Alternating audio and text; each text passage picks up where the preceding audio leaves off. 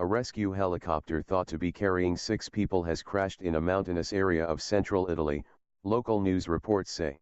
The aircraft came down near the Campo Felice ski station after picking up an injured skier. The report said the rescue was not related to a recent avalanche in the same area.